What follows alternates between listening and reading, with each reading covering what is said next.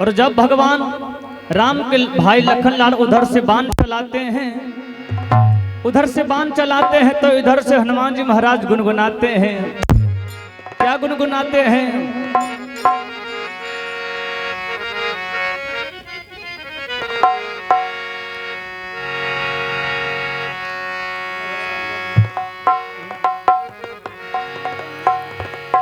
उधर से जब लखनलाल बाण चलाते हैं तो इधर से हनुमान जी महाराज गुनगुनाते हैं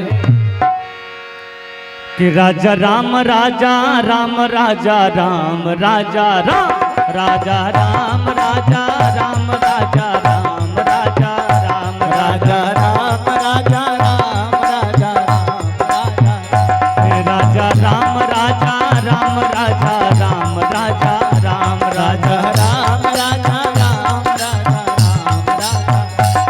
राजा राम राजा राम राजा राम राजा राम राजा राम राजा राम राजा राम राजा राम राजा राम राजा राम राजा राम राजा राम राजा राम राजा राजा राम राजा राम राजा राम राजा राम राजा राम राजा राम राजा राम राजा। युद्ध छिड़ा है भगवान और भक्त के बीच में। जब उधर से लखनलाल बाण चलाते हैं तो जो ही धनुष पर बाण चढ़ाते हैं और सामने देखते तो हनुमान जी नहीं बल्कि हनुमान जी के हृदय में राम और सिया का निवास स्थान है। अब लखनलाल बाण कैसे चलाएंगे?